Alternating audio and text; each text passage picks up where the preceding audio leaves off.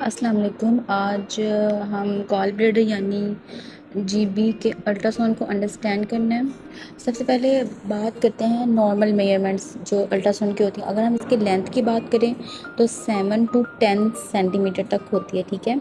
और अगर हम इसकी विड्थ की बात करें तो वो 3 to 4 सेंटीमीटर तक होती है। अगर इसकी वॉल थिकनेस की बात करें तो 3 मिलीमीटर तक होनी चाहिए। अगर इस 3 मिलीमीटर से होनी चाहिए, कम होनी चाहिए। अगर इससे ज़्यादा हो जाएगी तो फिर जो है ना गॉल ब्लैडर के अंदर जो है ना वो इन्फ्लेमेशन होने लग जाएगी।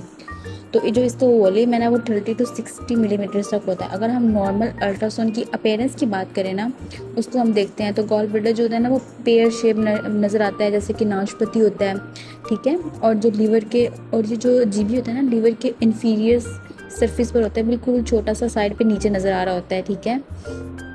और जो इसकी अपीयरेंस होती है वो एनिक्विक एरिया इसका होता है। एनिक्विक का मतलब होता है ब्लैक डार्क कलर का। अब जो ये है ना बाइल से फील्ड होता है, ठीक है।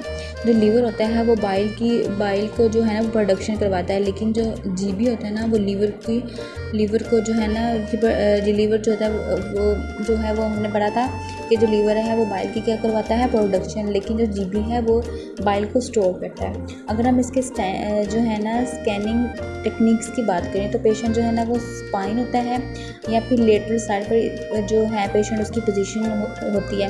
कर्वीलिनियर हम प्रोब यूज़ करते हैं और स्कैन जो है ना राइट हाइपोकोडियम में होता है, ठीक है। अब इसकी ना स्कैन जो है ना दो तरह से हम कर सकते हैं, एक होता है लॉन्गिट्यूडिनल और दूसरा होता है ट्रांसफर व्यू।